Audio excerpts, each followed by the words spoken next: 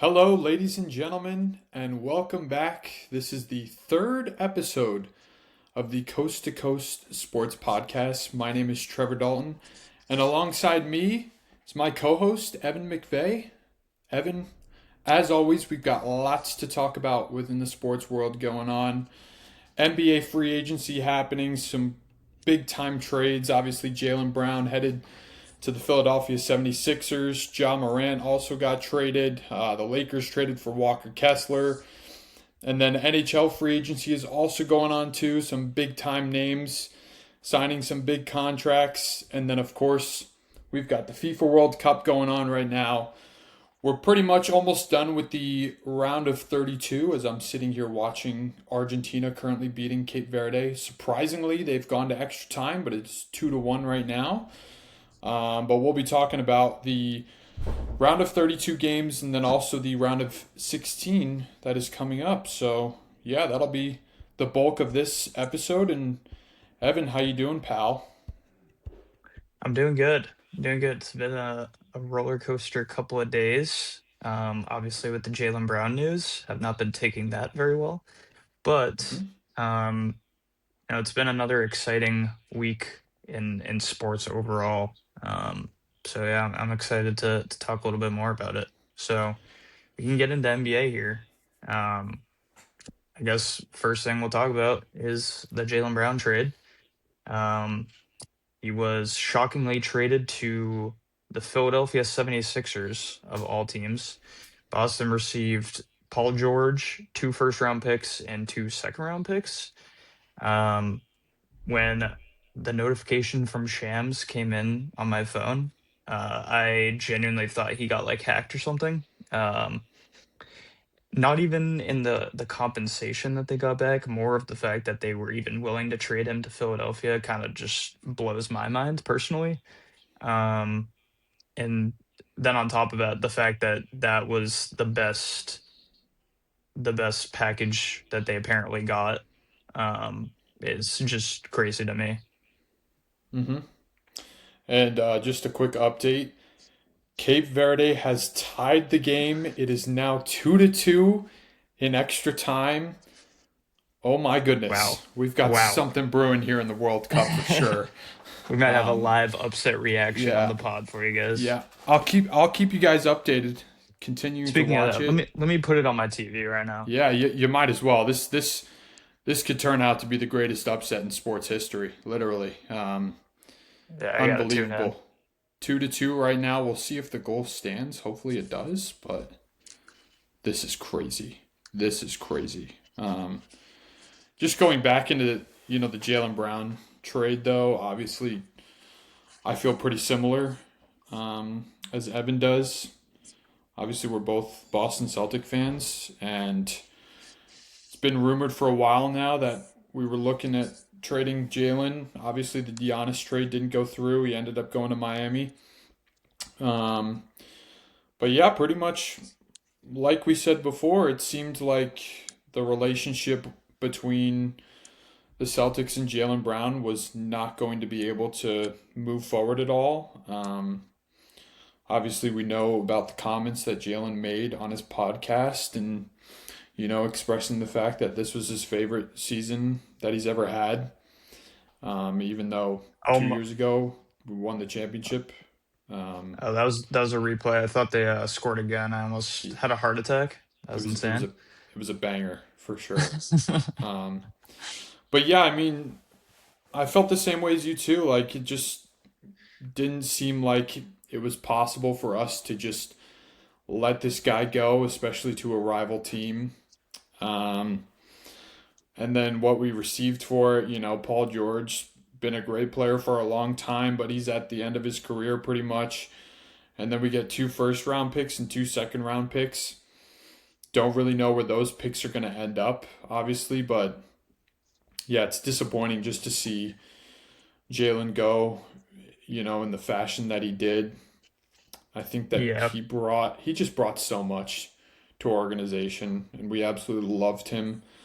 Being the player that he was, obviously great on both ends of the floor.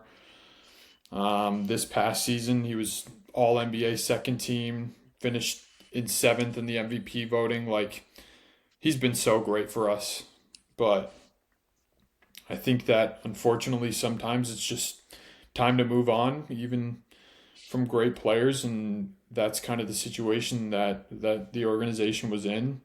And it'll be interesting to see what happens. You know, I think Paul George is a solid pickup for us, but it definitely seems like we've kind of downgraded a little bit this offseason and we're focusing a little bit more on the future. But yeah, it's going to be interesting to see what happens with the team for sure. Yeah, it's an interesting move, especially when you're in the middle of, Jason Tatum's prime and with him coming off the injury. It kind of just feels like one, clearly the relationship was done for, whether that was between the organization and Jaylen Brown, whether it was between Jason Tatum and Jaylen Brown. We don't really know to what extent that relationship was torn, but clearly if they were willing to trade him for that kind of package to a rival team, like that he was clearly going to get moved no matter what. Um, Again, it's just surprising to me that clearly that was the best offer that they got if they were going to move him to Philly. I think if they got a similar type offer from a different team, whether that be a different team in the East or, ideally sending him to the Western Conference, like I think they clearly would have done that. Um, I still do trust Brad Stevens, but this move kind of does make me scratch my head a little bit. Hmm. I do think the Celtics are going to be like we're going to still be solid this year. We're going to still be a playoff team, um, especially with getting Kata back, signing Mitchell Robinson, another pretty good pickup for us. We need a lot of big men depth. Um, we're still going to be a solid team. It's just, uh, you know, are we a championship caliber team next year? I definitely don't think so. Hmm. Yeah, I think it's interesting too because there's a lot of talk now that Trey Murphy is available from the New Orleans Pelicans. And it seems like Boston is one of the names that is circulating around him. Obviously, now after the Jaylen Brown trade, we have a pretty good amount of draft capital. And, we also have a significant amount of cap space to be able to, trade for a guy, but then be able to sign him for, a longer extension. But yeah, it's going to be interesting to see what happens. I feel like with Boston, they're always, it's never going to be a full rebuild, right? Especially with Brad Stevens at the helm, we always want to be competitive. And I think we're still a playoff team in the Eastern Conference, but it gets a whole lot tougher, especially when you see, one of our superstar players head to our rivals. It's going to be really, really difficult. But I think that's, another talking point is that the Eastern Conference is just getting so much better. You Hmm. look at, especially with Kawhi now going over to Toronto, I feel like Toronto's in great shape now to make a run at a championship. The 76ers got a lot better. The Miami Heat got a lot better well, I don't know if they got a lot better because they still don't have great depth, but adding Giannis to your team is always going to be a plus no matter what situation you're in. So I think the Eastern Conference is definitely improving. It's going to be interesting to see what Detroit does as well. Jalen Duren obviously seems like he doesn't want to be there anymore and isn't receiving the amount of money that he wants to receive from them. So a lot of movement going on, but I think the Eastern Conference is definitely becoming a lot more competitive for sure. And then, of course, you have the NBA champions, the New York Knicks, too, who have been able to re sign a lot of guys. Obviously, Mitchell Robinson came over to us, but able to go get, Jose Alvarado re signed with them and a couple of other guys. They're keeping their core intact for sure. So, Eastern Conference is much, much better, in my opinion. Yeah, it's going to be interesting to see. There's going to be a couple teams that miss out of the playoffs on the East this coming year where it's going to be kind of surprising that they aren't making it. I feel like that happens a lot in the West where there'll be, like a Warriors team that doesn't make it or the Clippers that don't make it in. Um, but I think the East is getting to the point where we also have like 9, 10, 11 teams that are playoff caliber. Like you mentioned, Detroit, obviously, the Celtics, Knicks, Cavs, Raptors, now that they have Kawhi, they might be my pick to win the East next year, depending on what happens with where LeBron goes. Um, Atlanta's still going to be good. The Sixers obviously just got Jaylen Brown. The Hornets are kind of retooling. They're in an interesting spot. Um, And and the but then you Wizards obviously too. have, yeah, the Wizards, and then you have the Pacers are getting Tyrese Halliburton back.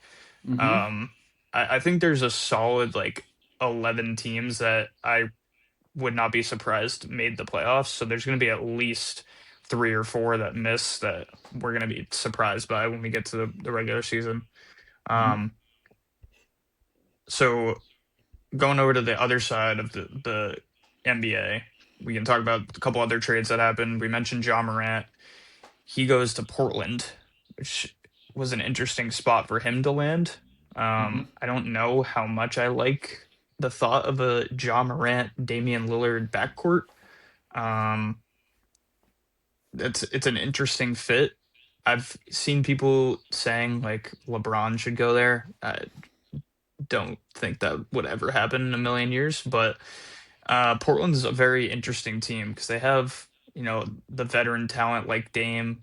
Um, they did give up Jeremy Grant to get John Morant, but they have a lot of good young guards. Um, so they're going to be an interesting team this year. I think they are going to challenge for like a top five seed probably in the West. But obviously the West is so good that it's going to be a little tough for them to do that. Um, the Lakers did move on from LeBron, but they pick up Walker Kessler, big man from the Jazz.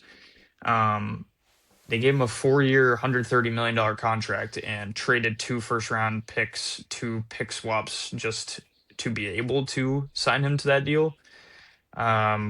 Which I think he played 5 games last year. He had a shoulder Mm-hmm. injury. Obviously, the Jazz were tanking. Like they had no reason to bring him back.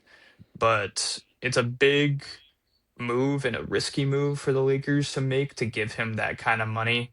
Um, I mean, when he's healthy, he's a great player. Could end up aging really well.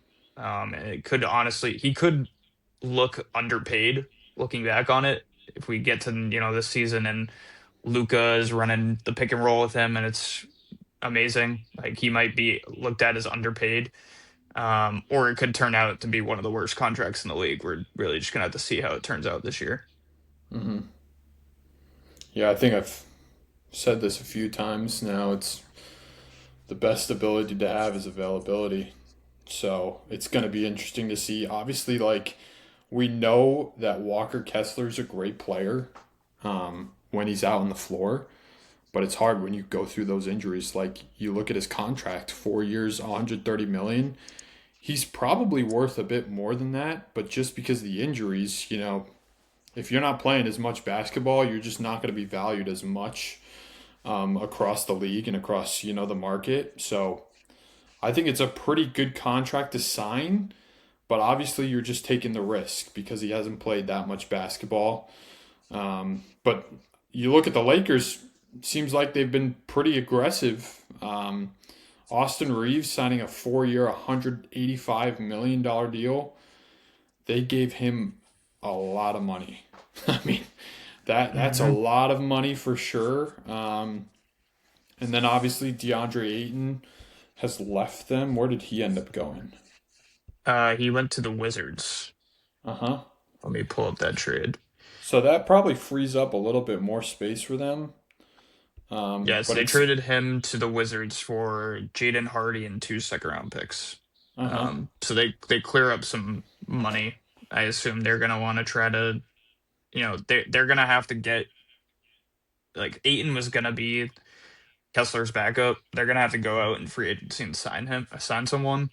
But they clearly thought Aiton is not worth that the kind of money he's making to be a backup guy for them. And Hmm. him going to Washington is interesting too because obviously we've heard the rumors of Anthony Davis possibly getting moved depending on where LeBron is going to end up. So is this Washington trading for Ayton and saying, okay, if we move Anthony Davis, like we're fine with Ayton as a big man for us, as interesting as well. Um, Hmm. but yeah, the Lakers have been really aggressive in not only trades, but they're like throwing money around. Like I don't know why they didn't do this kind of thing when LeBron was there. I mean, part of it is that LeBron was taking up a huge chunk of their salary cap as well, but it seems like as soon as he leaves, they are now just like we're gonna go all in on building some kind of solid roster around Luca and Austin Reeves. So I don't know. It'll be interesting. Hmm. They're an interesting team this year. Yeah. Obviously, like we've said too, LeBron is still a free agent, still trying to decide where he's going to end up. Seems like right now the Warriors are viewed as the leading contender to get him, but then also you've got We have a rumors. live update. Sorry to interrupt. Argentina scored. Yeah, it's devastating. So Absolutely 3-2. devastating. Yes. Well, hey, they've come back every time Argentina scored, so That I is like our true. chances in the last 10 minutes, but it's That going to is be true. tough. Um, but yeah, just getting into LeBron, there's rumors about possibly him going to Philadelphia, Cleveland, or back to Cleveland, back to Miami. Um, and then also, interesting enough, something came out earlier today, and it said that LeBron was actually probably going to end up joining the Knicks after the season. But now that they've won the championship, he actually doesn't really want to go there, apparently, which I I think think is pretty interesting. it's just a bad look for him. Like Yeah, if 100%. he goes to it's he can't pull a KD. Like he can't Yeah. go to the defending champions. So I get that. But Hmm. yeah, I saw something that apparently the Sixers are the betting favorite now for Hmm. LeBron to go to, which doesn't really shock me. I if I were to pick right now, I think he goes to Philly or Cleveland. I think Hmm. Golden State is probably a little bit out of it. Seems like he's only going to go to Golden State if they get Anthony Davis. But then it seems like the Warriors are only going to get Anthony Davis if LeBron commits to them. So they're kind of at a standstill. Um, I think he has the best chance of winning a ring if he goes to Philly, honestly. Hmm. Yeah, I agree. I think so too. Obviously, Philly's just made a ton of moves this offseason, and obviously the addition with Jaylen Brown is just amazing. I just hate saying that so much. I really do. I hate saying it. I hate every part of it. But Yeah, I I hate that Philly is going to be good, but if they got LeBron and they have Maxi, Jaylen Brown, VJ Edgecombe, LeBron, and Embiid, I mean that is a championship team, and they yeah. would be easily the favorite to win the East next year if LeBron does go there. Hmm. Absolutely. Um, just some other notable free agents that are still available too. Obviously, we said Jalen Duren reportedly wants out of Detroit. Probably going to be through a signing trade. Hopefully, maybe the Boston Celtics will go after him. I think he's a great big man, and he would be great to put alongside Mitchell Robinson, who we just got.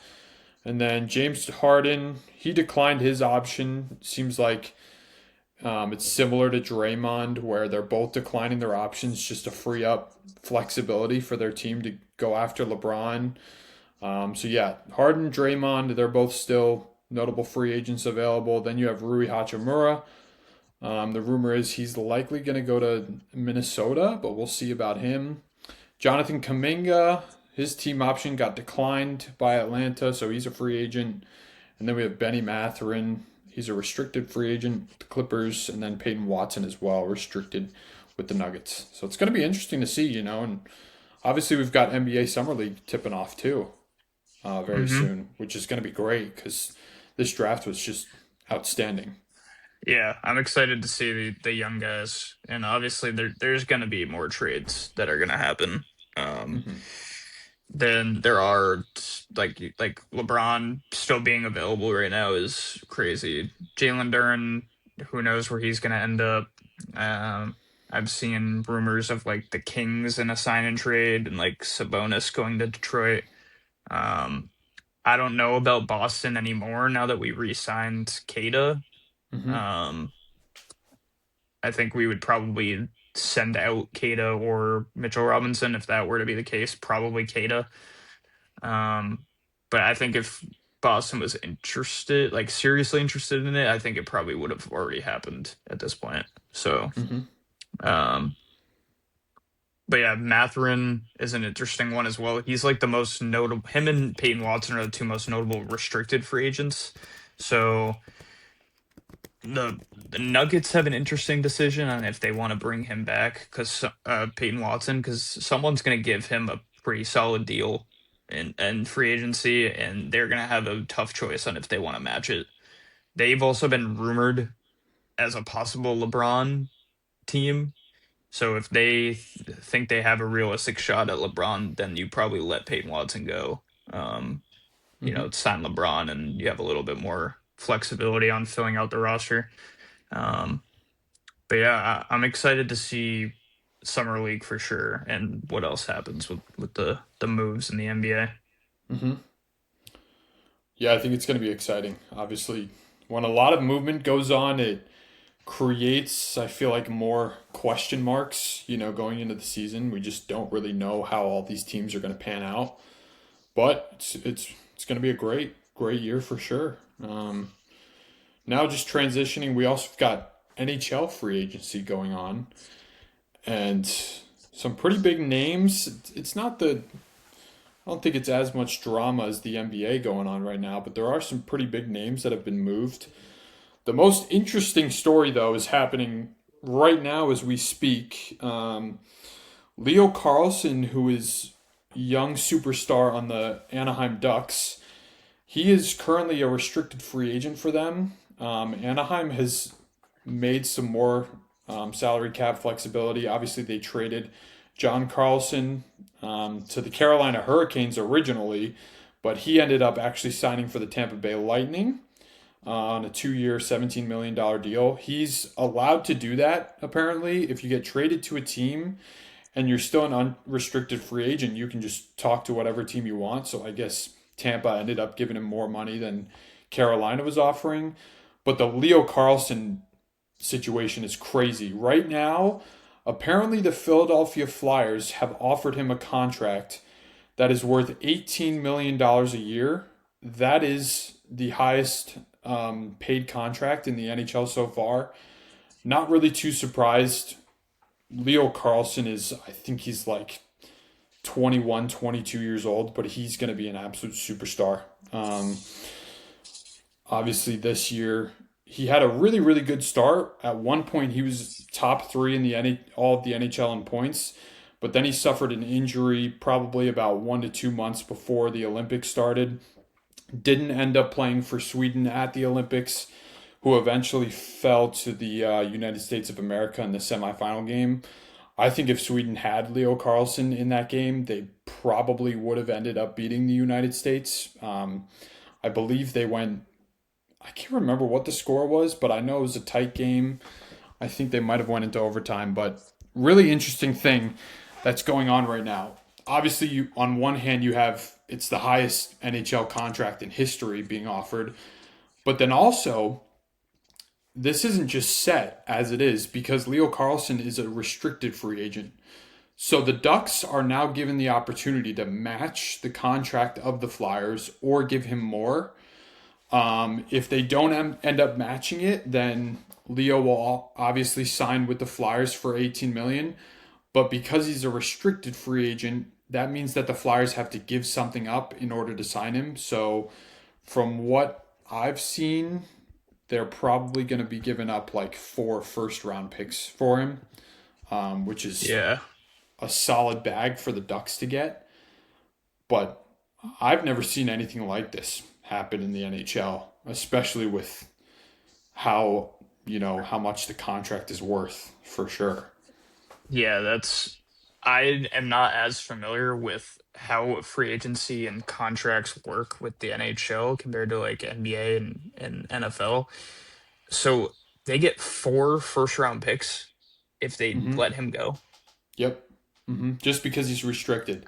So if you have a restricted guy and he wants to sign with another team, it pretty much turns into a trade. You have to give up something in order to sign a guy that's restricted. That's interesting. Huh. hmm And very interesting. And you said so John Carlson got traded and then he just left. hmm He got traded Like, to Carolina. does Carolina get anything? Like, are they just I screwed? I don't think so, to be honest with you. John Carlson is he pretty. I mean, he's still a great defenseman, but he's in the later stages of his career. I think he's like 36 years old right now, but he got traded from Washington to Anaheim right at the trade deadline this past year. Obviously, with what's going on with Anaheim, they have to pay not only Leo Carlson, they also have to pay Cutter Gauthier, which is another really, really good, young, talented player for them. Um, Yeah, so yeah, it apparently says. they traded a sixth round pick for the rights to negotiate with him before free agency opened. And hmm then they didn't end up signing him. So they basically just lost a sixth round pick for nothing. Yeah, pretty much. I Interesting. guess Carolina feels like they can do that though if they just won the Stanley Cup, but Yeah, that makes sense. hmm Yeah, I mean, at least they didn't give up anything crazy. yeah. A sixth round pick is shouldn't be that big of a deal. So hmm that's just interesting. I'm because again, I need to learn more about free agency in the NHL because the restricted free agency stuff too is just, that is crazy. That hmm they just have to give up 4 first round picks to try to pry him away. Yeah, yeah. So you always have to get something in return, which I don't. I think that's good. Um, 4 first round picks sounds like a lot too, but Leo Carlson is that good. I mean, Yeah. this kid he's phenomenal. He's such a great player. And it's crazy too, $18 million. That will be the highest paid player in the league. Right now it's Kirill Kaprizov from the Minnesota Wild. He's at 17 million, but I think Leo's going to blow that out of the water right now and really reset the market, that's happening in the NHL. Some other news that happened, we got one of the all-time greats not ready to hang up the skates just yet. Alex Ovechkin signed a 1-year deal with the Washington Capitals. Great to hear. This guy, 40 years old, still playing at a really high level, signed a 1-year deal worth 4.25 million. There's been a lot of speculation going on with Ovi. He originally said, I want to say probably it's been about a year ago now, but he originally said that he wants to retire playing in Russia. So I think a lot of people speculated that he was going to go to Russia to play, but back again. And I think part of the reason why he's coming back to the Capitals is just because what they've been able to do this offseason. They traded for Alex Tuck with the Buffalo Sabres. They traded for Jordan Kyrou with the St. Louis Blues. Those are two really, really good players that score a lot of goals, and that's something that the Washington Capitals really needed heading into next season. But then they also signed a longtime veteran, Boone Jenner, from the Columbus Blue Jackets, who's been there for about 12 years. But they were able to offer him a contract. It was 4 years worth 23 mil, so about 5.75 mil per year. I think that's pretty good for Boone. But yeah, the Capitals have been really, really making some strong moves for sure. And then we also had the NHL draft happen, of course. The Toronto Maple Leafs drafted Gavin McKenna, number 1 overall. Just giving a quick update too, Argentina officially has won. They've beaten Cape Verde 3-2. I just want to say what a run it's been for Cabo Verde, and shout out to those boys. They were one of my Absolutely. teams. They were one of my teams in the pool that we had going on in our fantasy football league, and I'm so proud of those guys, man. They really they showed up for this tournament for Yeah, sure. But we'll talk about my teams a little bit later. Yeah, we'll get into that, but so back to the Maple Leafs. They drafted McKenna first overall. Um, One of the most interesting stories ever, in my opinion. This kid getting drafted.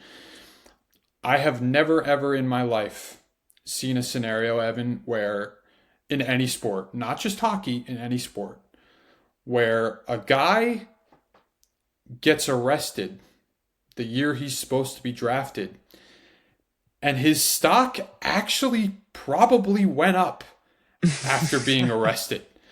Um, People don't know what happened. I want to say this was going on probably the beginning of the year, halfway through the college season in hockey. And Gavin McKenna apparently got into a bar fight. Um, but apparently, from what the reports said and what came out from the court case, it happened because so basically Gavin just socked a kid in the face. But the kid was saying a lot of very, very bad, vulgar things about Gavin McKenna's mom. So I guess he just ended up socking the kid right in his face and broke his jaw. And I felt like after the whole story came out, some teams opened their eyeballs and said, okay, maybe this kid's a dog. Because, you Yeah, know, that's good toughness. That's good it is. toughness. It is. And you got to, obviously, NHL, probably the most physical league in the world in terms of sports. So, yeah, I've never seen that before. But, I if mean, you're valid reaction out of him if that is the absolutely, case. So absolutely, yeah, I think it's a valid reaction. The charges against him got dropped for it. So, apparently, pretty sure that's exactly what happened. But I think Gavin's going to have a great NHL career. Obviously, he's was so great in the Canadian youth hockey leagues, and then he ended up going to Penn State, which was pretty unprecedented too. A, a lot of the top NHL recruits typically don't go the college route. They typically go more the semi-pro route, where they go over to Europe and play in pro, or they play in the semi-pro leagues in Canada. So it was good to see a top recruit go to college hockey. And then also with Toronto, they signed Sergei Bobrovsky from the Florida Panthers. He was a free agent. And then they also got Darren Radish, too, who's another pretty good player from the Tampa Bay Lightning, defenseman. So I think Toronto's definitely headed upwards. They've obviously kind of tapered off recently, especially. Mitch Marner leaving was a big part of that, in my opinion. But I think Toronto's gonna end up being pretty solid. But I think the team to talk about right now is the San Jose Sharks. The San Jose Sharks, within the next 2 to 3 years, are gonna be an absolute problem for everybody in the league.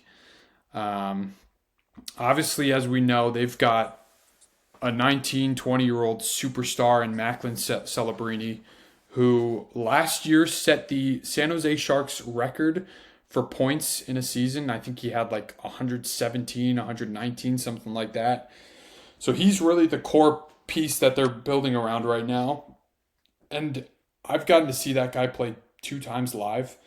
He's just a video game. It was crazy to see a 19-year-old just clearly be the best player on the ice in both games. And in one of those games, he was playing against the Carolina Hurricanes, who ended up winning the Stanley Cup this year. I thought he was the best player in that game that I saw. So the San Jose Sharks are going to be great. They've got Celebrini, just signed Jacob Trouba from the Anaheim Ducks for a deal. They got Darnell Nurse as well from the Edmonton Oilers, so they're really stacking up on defense. They signed Mason Marshman as well. But I think the biggest talking point with the Sharks is what they did in this year's draft. They had 3 first-round picks, all within the top 20. They drafted Ivar Stenberg, who's an absolute stud. They drafted Keaton Verhoff and Ryan Lynn, who are both really, really good young defensive prospects. So yeah, I think the Sharks are definitely they're going to be a problem within the next 2 to 3 years for sure. yeah. Celebrini is one of my personal favorite players to watch outside of like the Bruins. And I honestly think, in my opinion, the Sharks have one of the best like jerseys like across all of sports. To be honest, like I love It's their my color scheme. So I want my I want them to be good. it's my favorite logo in sports for sure, Yeah, I think they easily. have one of the best logos, one of the best uniforms. The color scheme is great. Um, so I'm glad to see that they're on the way up. I didn't even know Bobrovsky went to Toronto. That is interesting. Hmm. Um, so yeah, that'll be an interesting team. Yeah. Um, let's And see. then some other moves that happened too. Pavel Dorofeyev heading to the New York Rangers. Not good news for me, as I'm a diehard New York Islanders fan. Can't stand the Rangers. They pick him up. He's a 25-year-old. Played his last handful of seasons with the Vegas Golden Knights. Pretty much an automatic 30 goal scorer a year. Really, really good power play player for them to pick up. Zach Benson ended up re-signing with Buffalo. They obviously cleared up some cap space by moving on from Bowen Byram and Jordan Greenway. They got traded to the Chicago Blackhawks. So they were able to re-sign Zach Benson. I think that's huge for them. He played extremely well in the playoffs this year. The LA Kings re-signed Artemi Panarin, who they got in the trade with the Rangers at the trade deadline this past season, and then they also got Matt Zuccarello too, coming over from the Minnesota Wild. And then some other news: Nico Hischier signed a really hefty $11 million contract to re-sign with the New Jersey Devils. Wasn't really too surprised that he got that much. I think Hischier's a great player, and he's obviously the captain too with New Jersey. But then one more really, really notable signing. Freddie Anderson, goalie from the Carolina Hurricanes, is headed to the Edmonton Oilers. And tell you what, we've been talking about it for a while now. The Edmonton Oilers, they've always just been one piece away, it seems like. And that piece has been the goalie. Um, they've obviously had Stuart Skinner for a little while. They traded him to Pittsburgh for Tristan Jarry. They had Connor Ingram starting for them for a little while, but it never really panned out, and they never felt like they had a number one guy. I feel like Freddie Anderson though can come in and be a real difference maker for them. Obviously, we saw him go on a great run with the Hurricanes this postseason, but obviously with what happened, he eventually got benched for Brandon Bussey, and it seems like Carolina is likely going to move forward with Bussey.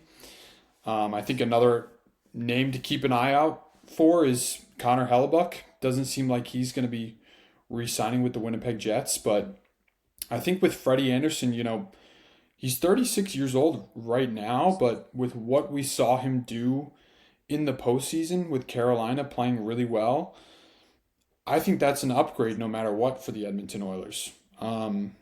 And I really, really do think that they're going to come back and be a force next year in the NHL for sure. Speaking of Connor Hellebuck, apparently Carolina is like one of the contenders to get him. Hmm. So that would be interesting. Apparently it's between Carolina and Buffalo Yeah. for Hellebuck. Buffalo wouldn't be So surprising either because they dumped some of their salaries. Um, so it's going to be interesting to see. But yeah, following that trend, like I said before, American players, getting shipped out of Canadian markets, it's really interesting. These are star-studded players. Obviously Brady Tkachuk heading from Ottawa to the Florida Panthers to join up with his brother. Then you had Quinn Hughes getting traded out of Vancouver, going to the Minnesota Wild. You had Brady's brother Matthew get traded out of Calgary, going to Florida. JT Miller from Vancouver going to the Rangers. And now it seems like Connor Hellebuck is going to be leaving too. So really interesting kind of trend going on here. I yeah, think they're that shipping us all over the border again. I guess so. I guess so. Put What's them up with back in the that? U.S. Yeah. Um, uh, but anyways, before we get yeah. into World Cup, just because I'm learning, I want to share my knowledge that I'm learning with everyone. The offer sheet restricted free agent in the NHL. There's only been 11 offer sheets in the past 25 years. Mm-hmm. Um, and depending on how large the offer sheet is, the compensation goes up. So if it's under like 1.5 million, they don't have to give up anything. Then from there it like scales up. So because it's over 10 million, anything over 10 million a year is 4 first round picks that you give up. Wow. So Okay. that is So interesting. that makes It sense. goes all the way up from a third round pick, and then it scales up to over 10 million is 4 first round picks. Mm-hmm. And you said it's only happened like 11 times in the last 25 Yeah, years. I there's mean, been that just 11, shows. 11 offer sheets, and only two of them did not get matched. Mm-hmm. That's crazy. I honestly feel like Anaheim's going to be able to match it. And then I think Leo, if they do match it, he has to sign with the Anaheim Ducks just because he's restricted. But Yeah.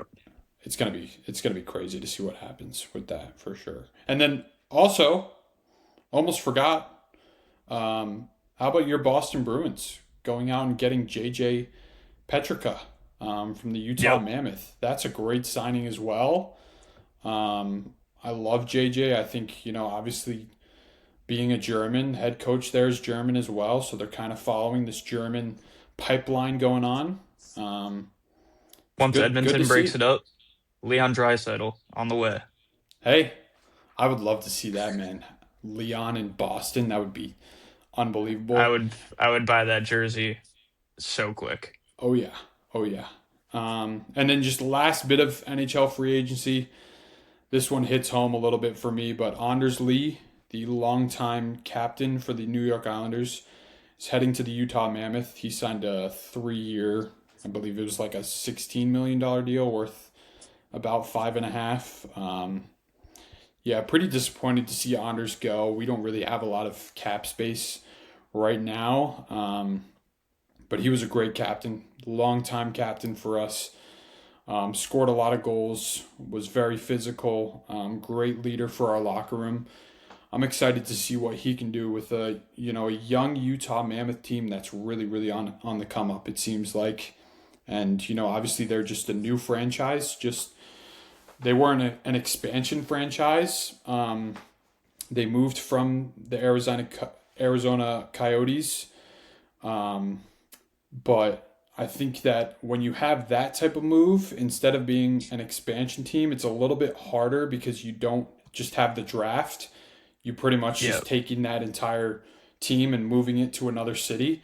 But the Utah Mammoth, hats off to them. They made the playoffs this year. They gave Vegas a really good run in the first round. I think they lost 4-2.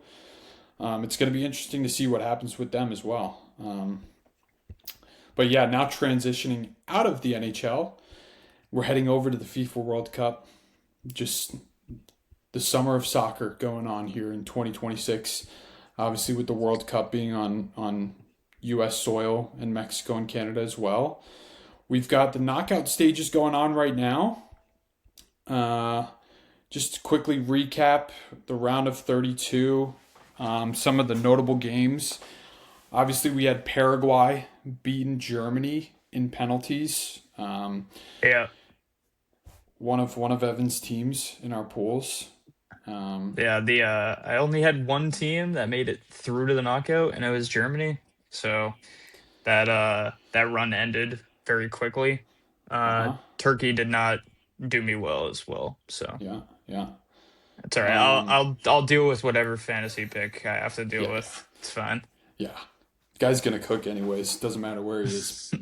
Um, but yeah, interesting too. Today, Germany came out and announced that they are moving on from Julian Nagelsmann, the head coach for Germany. Not too surprising when you're at such a big country like that, and you're at the helm for them, and you don't make it at least 1 to 2 rounds into the knockout stage. Your job's probably going to be on the line. And the rumors are coming out too that Germany's really keening in on Jurgen Klopp, who was the longtime manager for Liverpool. He's German as well. I think that would be a great fit for them. But yeah, huge result for Paraguay. Obviously, they lost their first game to the U.S. 4-1, where they looked terrible. And then in the next game, they ended up beating Turkey, but they were down to 10 men with Miguel Almiron getting sent off with that red card. So it's great to see them bounce back for sure. Um, but unfortunately for them, in the next round, they're going to They have to have go the up brick against wall. the Goliath of the World Cup, it seems like right now in France. France ended up beating Sweden 3-0. They look unbelievable. It seems like right now, especially with Argentina just getting past Cape Verde, France is the number one team right now, and it's clear. Um, Yeah, it's not even close.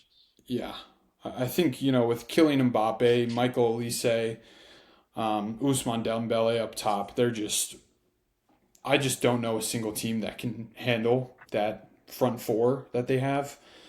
Um, so yeah, France and Paraguay are set to face off on July 4th tomorrow in Philadelphia.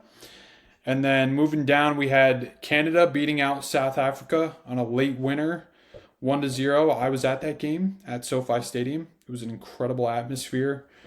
Once in a lifetime opportunity going to a World Cup game for sure.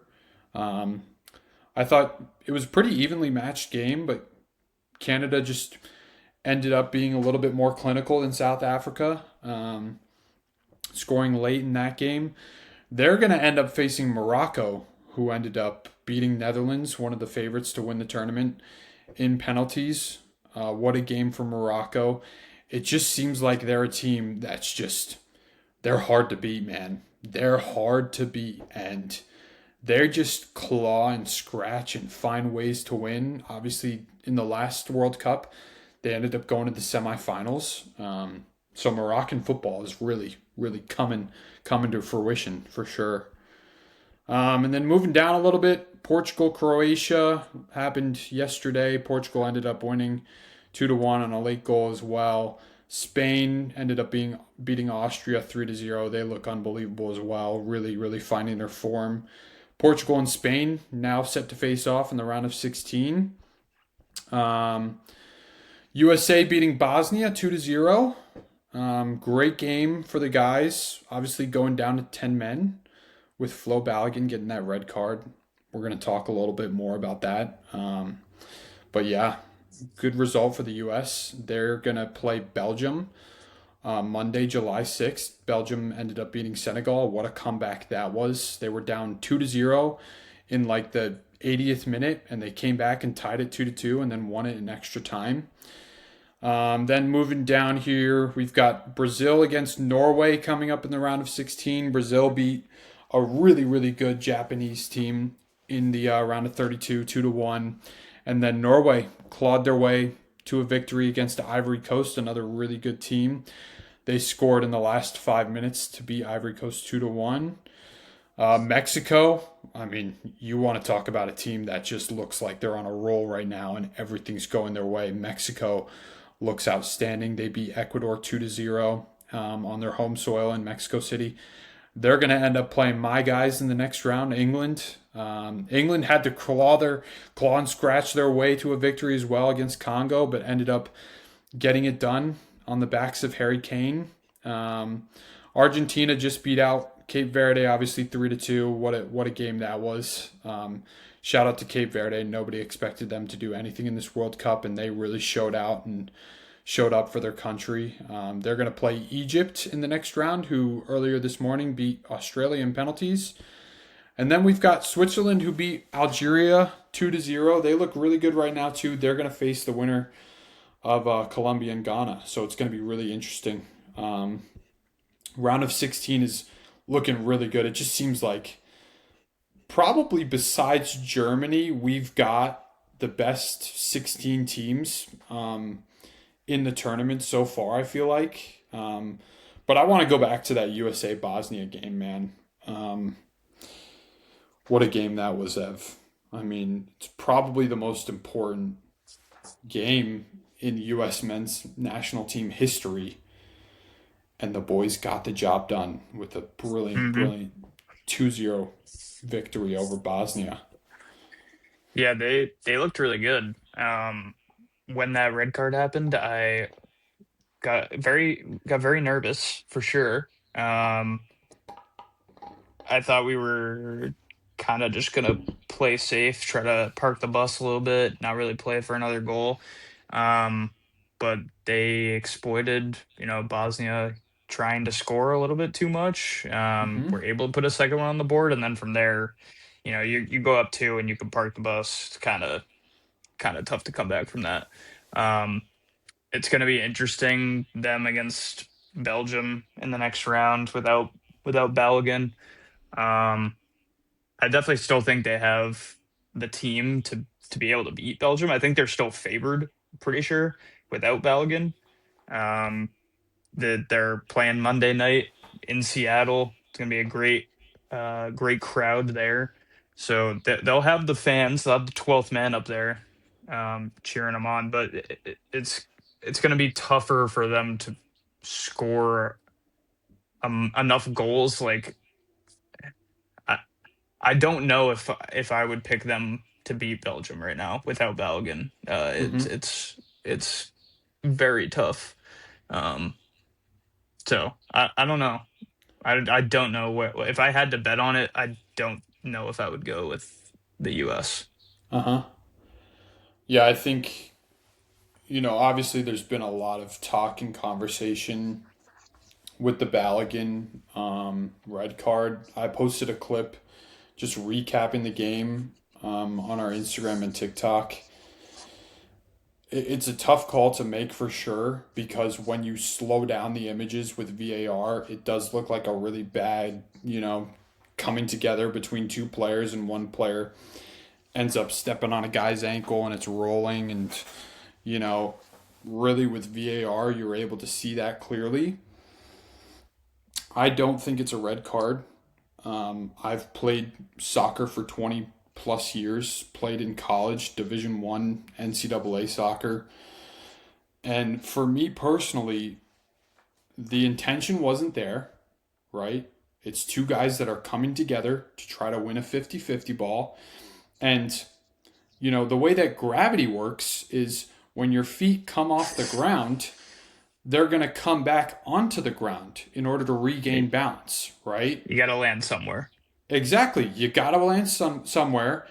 It was clear that he wasn't intentionally stepping on the guy's ankle, right?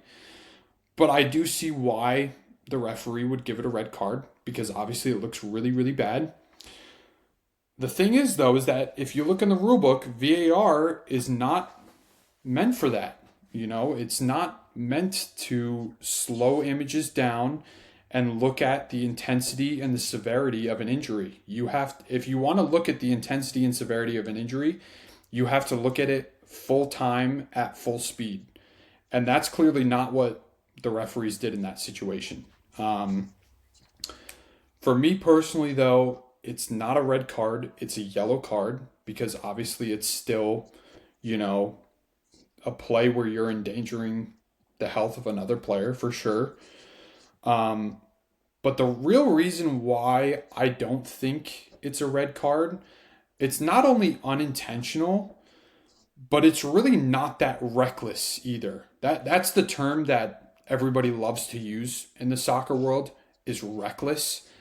To me, it's not reckless because he's just trying to regain his balance. He's trying to step on the floor. That's all he's trying to do. Now, if a guy were to, unintentionally try to kick a soccer ball and he misses the ball and hits a guy in the face, that's reckless, right? He's not intentionally kicking the guy in the face, but it's still very, very reckless, kicking a guy full on in the face when you're going after the ball. Or if you're, slide tackling, going after the ball with your studs up, and a guy passes the ball right before you get there and you end up going studs up into a guy's knee. He's not intentionally trying to injure the guy, but it's very, very reckless. And in this situation, I didn't see a foul that was reckless. I just saw a guy that was trying to regain his balance after going for a 50-50 ball, and he stepped on his ankle, unfortunately. Yeah. But it is what it is. And like you said, they're going to have to adjust against a really, really good Belgium team. Belgium have one of the best goalkeepers in the world in Thibaut Courtois. And I think that adds on to the fact that they're going to have to be able to score goals without flow in there. I really do think that the U.S. can do it, especially with Pochettino at the helm. I think he's one of those managers that is really good at finding ways to adjust and finding, different solutions to problems that the team has. But Belgium is just loaded with talent. Kevin De Bruyne, obviously the longtime Manchester City player, my favorite player of all time. He is so good, and it seems like he's really rounding into form now. And then you have Jeremy Doku, who I think is really, really the key player for Belgium. I'm not too sure if they have him lining up on the left or the right now, but he's either going to be on the side with Alex Freeman or Tim Ream, and whichever side he is on, that player is going to have to play their, behind off trying to guard this guy because he's an absolute handful to deal with out on the wing. And then, of course, Lukaku as well. He's been pretty good coming on as a sub. So it's going to be interesting. But the thing that I really want to see out of the United States is just be able to defend. Defend with your life. And if you can keep Belgium scoreless, the longer this game goes, I feel like it favors the USA more. We've kind of talked about it being the other way around, where we want the US to score early and try to be able to pin teams back and not have teams, slug out games where it's 0-0 for a really long time. I actually think that the US kind of wants to have that game against the Belgium team. Slug it out, play well defensively, and I don't see why not this team can't get out of that game with a result, especially like you said too, with the game being in Seattle. I think it Yeah. really, really does favor them for sure. 100%. Yeah, this whole tournament, the U.S. has done a pretty good job of being able to attack early, get the crowd into the game. Without Balogun, this is going to be a game where they are going to need to, play a little bit more passive, drag the game out, like you said.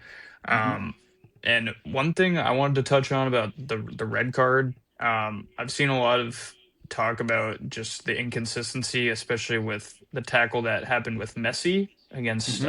Algeria. I mean, Absolutely. if that Messi tackle isn't a red card, I don't understand how you possibly give Balogun a red card for basically the same type thing, but Messi's was he didn't even really have a play on the ball at all. I think it's So worse. I think Messi's tackle is yeah, probably worse because he's just coming from behind. He's pushing the guy clearly from the back. hmm, Balogun and the Bosnian defender were coming together like this, side by side. yeah, So I totally agree with you on that. But that's also a big problem with the game of soccer that I've said too in my clip recapping the game is just like it's just become way too subjective. And like I said too, I understand why the ref gave a red card there because when you slow the images down and you see him stepping on the guy's ankle and the ankle's rolling, like yeah, I get it.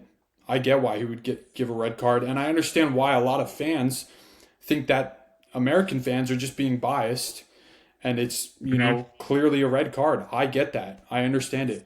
But that's also the problem is that it's clearly way too subjective. We don't have really, really concrete rules on whether or not that is a red card. And I think it's really a learning experience for, FIFA and all the other soccer organizations in the world is that they have to become more concrete with the rules for sure. I mean, yeah, even looking at handballs too. Like with handballs, I don't even think we've seen one penalty been awarded this entire tournament because of a handball in the box. And that used to never happen at all. You would see it all the time where handballs in the box were happening and penalties were being awarded because of that. But it's because now they've changed the rule to that, if the hand is in a natural position then it's not a penalty. Well, what does that mean? A natural position. Who knows what the hell that means, right? I think the rule for handballs should be very simple.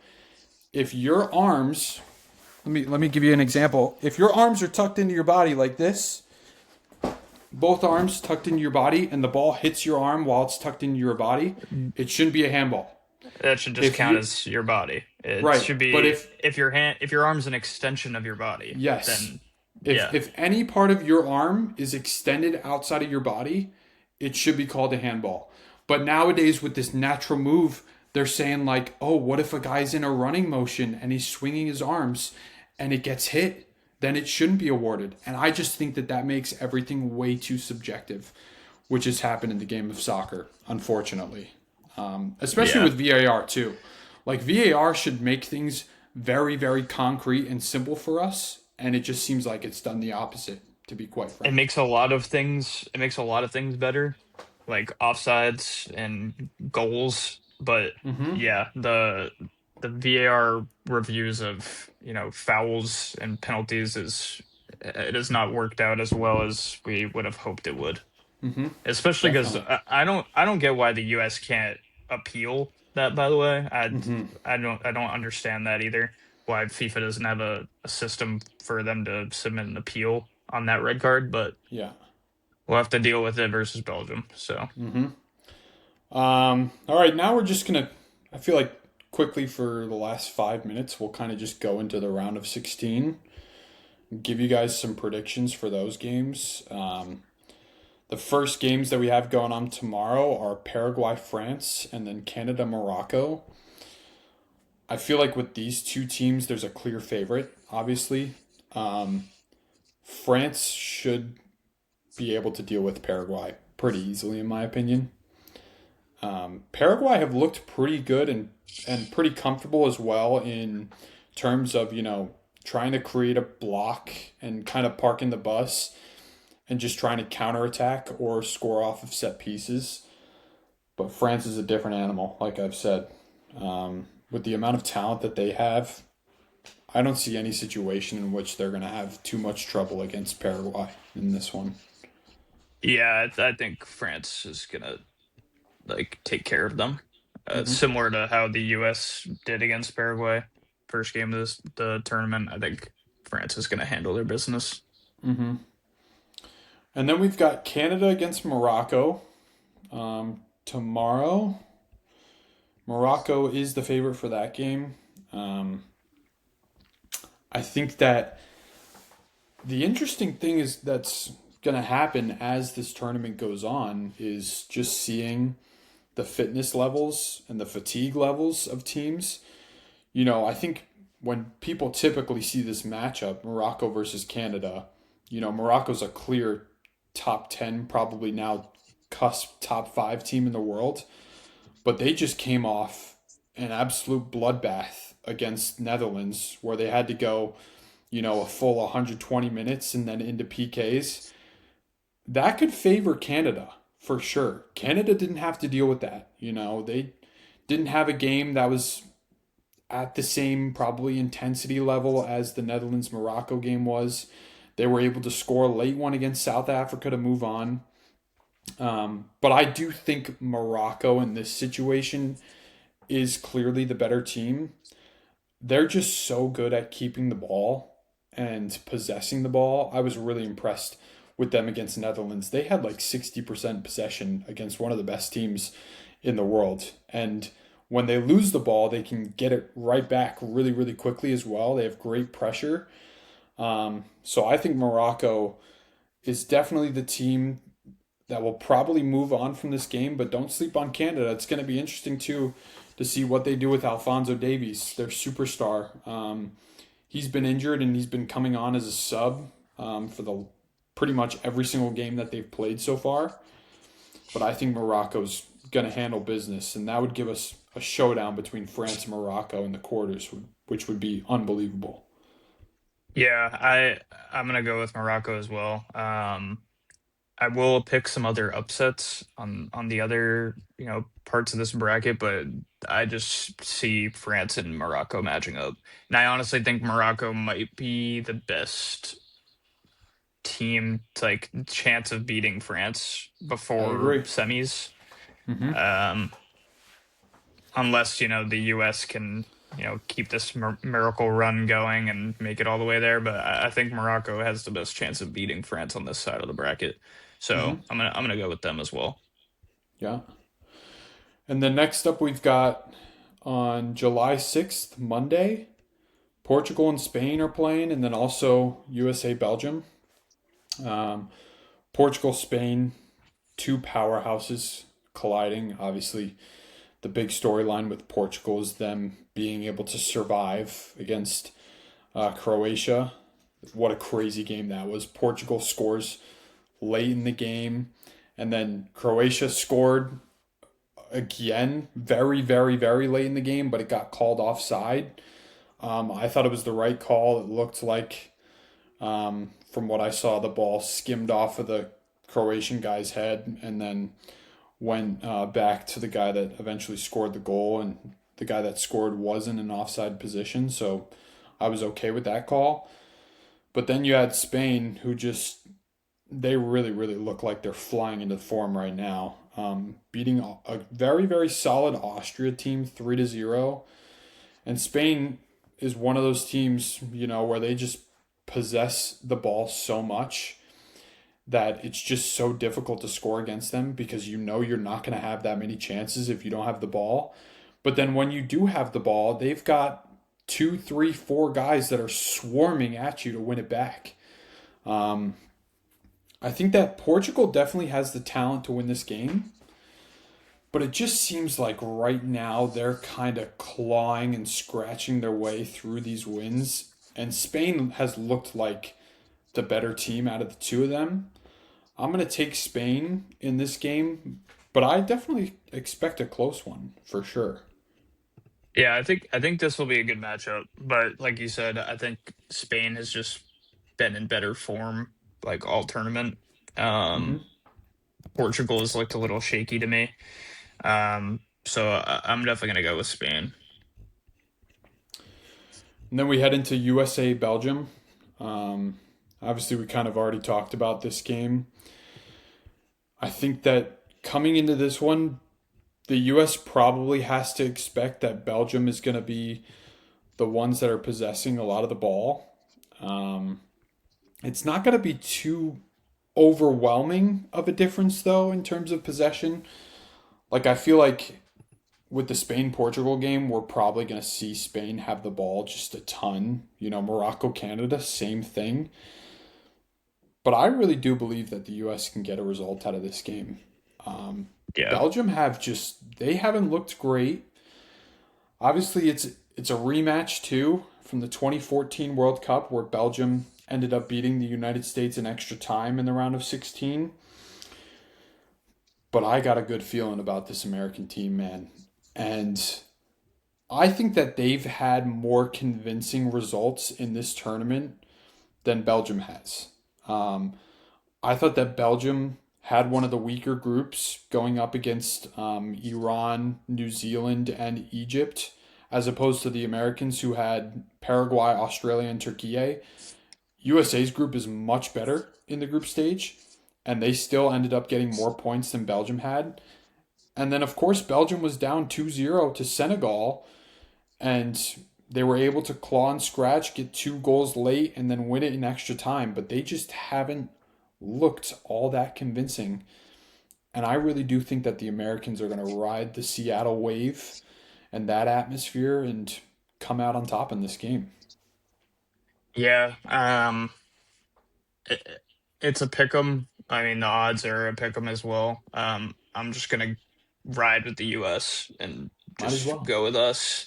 They're gonna have the crowd, like we mentioned, the home country advantage. I think the guys not having Balogun, I think is gonna motivate them even more. Hmm. Um, I think we get past Belgium, which then sets us up with a potential Spain matchup, which I don't think will go as well. But Mm-hmm. I think we're able to get past Belgium and get Balogun back for another game. Yeah. I think it's going to be interesting too to see how the U.S. line up for this game without Balogun. Um, I think a lot of people are guessing that we'll probably line up the way we did against Australia when we didn't have Pulisic because of the calf injury, where we put in Ricardo Pepi up top and then he was alongside Flo. But I'm guessing probably either it'll be Ricardo Pepi up top, but don't be surprised if Poch plays a wild card and goes with Haji Wright up top. Haji Wright is a guy who hasn't seen any minutes so far in the tournament, but he's a guy that brings a different element to this team. About 6'4", 200 pounds, really really good speed. I think he scored like 16 goals in the second division of England this year. He's a really really good player, and I wouldn't be surprised if we see him get quite a few minutes. He might not start. I'm guessing that Ricardo Pepi is going to start because he's seen a lot of the minutes of this tournament. But don't be surprised if we get Haji Wright in there as well. So now moving down to the lower part of the bracket, we've got on July 5th, Brazil against Norway, and then Mexico against England. This is where I'm gonna go with my first real upset. I think Norway beats Brazil. Um, I think we just get an Erling Holland masterclass. Um, yeah, I think overall Brazil is the better team. Um, I just for some reason I think Norway gets it done. I think Holland just single handedly I think he has 2 to 3 goals and single handedly leads them to an upset here against Brazil. Mm-hmm. For this game, I'm going to go the opposite way. I think Brazil's going to come out on top against Norway. I think with both teams, Brazil and Norway, you're going to have your superstar produce. Obviously, Norway has Erling Haaland, and then Brazil has Vinicius Jr. Um, the part that worries me for Brazil is the weakest part of their team is probably their midfield. And it seems like Lucas Paquetá is not going to play for them. And he's a huge center point of the midfield. And then obviously Norway has Martin Odegaard, who's really seems like he's finding his form in that midfield for the Norwegians. The one thing that I look out for though is I think that Brazil has the one of, if not the best, center back tandems in this tournament with Marquinhos playing on the right and Gabriel playing on the left. I tell you what though, Ev, the matchup between Gabriel and Holland is probably going to decide this game. And I can tell you from watching the Premier League, these two guys going at it, Holland at Manchester City and Gabriel at Arsenal, these two guys hate each other. They have beef for sure. And it's going to be a war out there.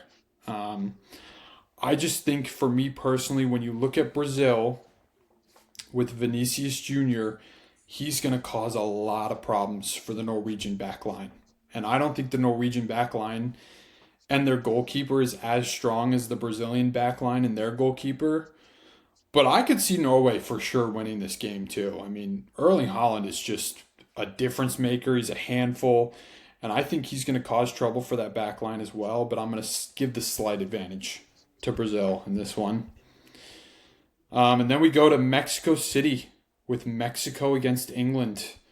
England is my team, one of my teams in the pool. They're actually my last team remaining now.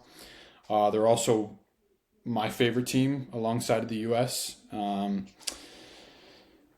This is going to be a really tough game for England to win, though, because they're going to Mexico City. They're going to the altitude. And it's going to be a tough atmosphere for sure. Pretty much everybody in the crowd is going to be fans of Mexico. I think that England has potential to pull it out, but for me personally, they just haven't really looked good enough. And with the way that Mexico has played, I'm expecting that Mexico actually out on top in this game. Mexico's the only team in the tournament left that hasn't allowed a goal, I believe. They've gone for, or no, Spain hasn't allowed a goal either, but they're one of two teams. And I think it's just so hard playing in that altitude. And I mean, it's like 7,000 feet above sea level, which is crazy. And I think England's going to have a really, really tough time in this game. Yeah, I agree. These are like my two upset picks is Norway over Brazil, and I think Mexico is gonna beat England as well. Mexico versus Norway would be a very interesting matchup. Mm-hmm. I just think this side of the bracket is where we could see a little bit of chaos happen, and someone that we didn't expect to make it as far as this like makes it out. Um, because to me, Brazil and England have both been a little bit shaky. They're Uh huh. two of the powerhouse, teams in the tournament this year that have been a little bit on the shakier side for me. So I'm gonna go with Mexico as well. Mm-hmm. And then we've got Argentina against Egypt on July 7th. Um, I think obviously Argentina just scraping a result against Cape Verde. I think they're still probably the easy favorite in this game. I don't really think that Egypt has played great in this tournament and up to their standard. So I'll go with Argentina for this one. Yeah, I think the Argentina and Cape Verde result was more of a Cape Verde playing unreal as they have this tournament. They played incredible rather than Argentina, not being as good as we think they are. I think they're Mm-hmm. going to get past Egypt. Mm-hmm. And then for the last game, we've got Switzerland against the winner of Colombia and Ghana, which is going on right now.